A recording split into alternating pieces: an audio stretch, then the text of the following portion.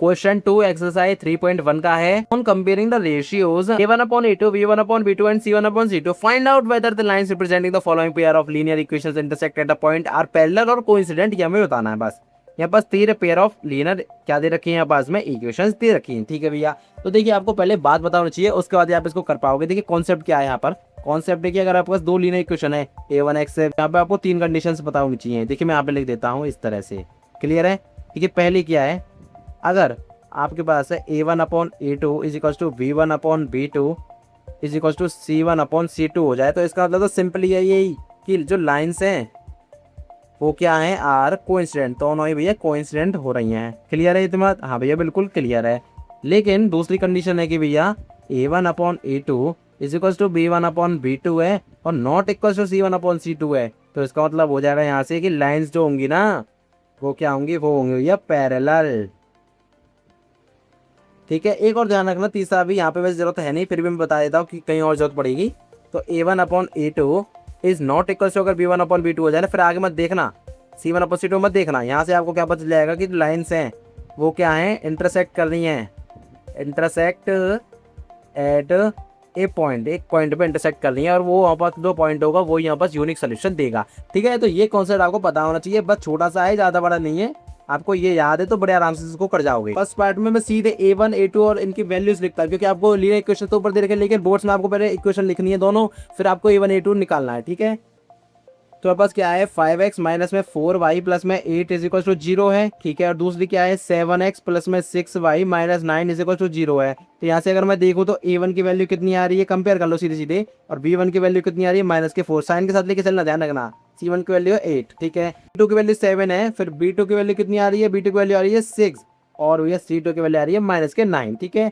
अब क्या करना है, अब कुछ नहीं करना, अब इनका रेशियोज लेना है, तो मैं रेशियो के यहीं पे ले लेता हूँ, बिल्कुल ले सकता हूँ भैया। ये हो जाएगा a1/a2 is equal to b1/b2 is equal to c1/c2। तो डालते हैं और वैल्यूज को यहाँ डालते हैं। तो a1/a2 क्या है 5/7 is equal to -4/6 is equal to 8/-9। इसको काटते हुए यहाँ से 2 2 जा 4 2 3 जा 6, तो ये हो जाएगा कितने से, जाएगा नहीं, तो ये ऐसे ही रहेगा 8/-9। तो देख सकते 5/7 है, ये क्या है मेरे पास में -2/3 है और 8/9 है, क्या ये बराबर है, नहीं है भैया। तो यहाँ पे इनइक्वालिटी ऐसे काट दूंगा, ठीक है, ये नहीं है, क्लियर है। अब हमने क्या देखा था कि जब पहले अगर 2 लाइन ऐसे कट जाए, मतलब कि पहले ही नॉट इक्वल आ जाए, तो बाद में देखो मत देखो, उससे कोई फर्क नहीं पड़ता, वीडियो में देख लिया।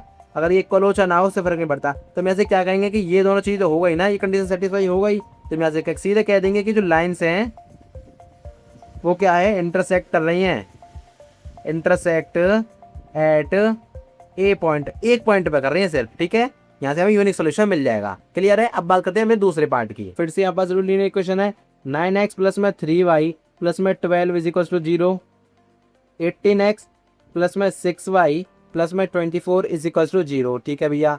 a1 a2 की वैल्यूज लिखते हैं, यहाँ पर ही साथ लिखते जाता हूँ।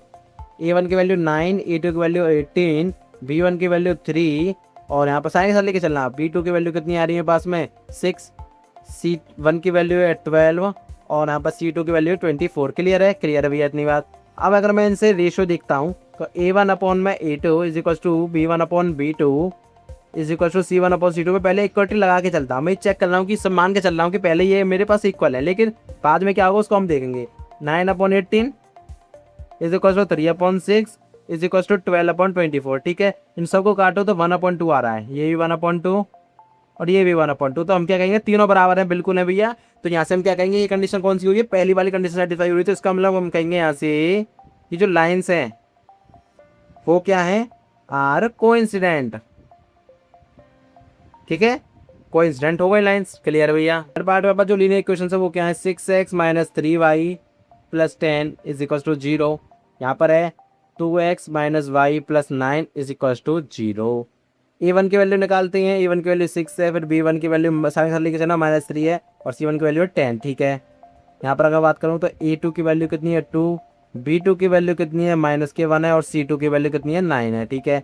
फिर से क्या करेंगे, फिर से a1 a2 की वैल्यूज निकालेंगे। a1/a2 is equal to v1/b2 is equal to c1/c2। देखते हैं भैया, a1/a2 6/2, b1/b2 -3/-1 और c1/c2 10/9। देखोगे तो ये 2 3 से जा रहा है, -1 से 1 जा रहा है, तो 3/1 इज इक्वल टू 3/1 2 हो रही है, लेकिन लास्ट में नहीं हो रहा, तो यहाँ से इसे कट जाएगा हाँ भैया। और ये वाली कंडीशन कौन सी हो रही है, ये हो रही है पैरेलल वाली कंडीशन, क्योंकि ये हमें सेकंड वाली कंडीशन है, तो यहाँ से हम कहेंगे कि लाइन्स आर पैरेलल। और ये हमारे क्वेश्चन का फाइनल आंसर हो गया। आपको बोर्ड एग्जाम में इसी तरह से पूरा डिटेल में क्वेश्चन को सॉल्व करना, आपको कॉन्सेप्ट ऊपर दिखा देना है, तो बहुत अच्छे से आपके मार्क्स मिलेंगे, कोई भी मार्क्स आधा मार्क्स भी नहीं कटेगा आपके क्वेश्चन में, ठीक है।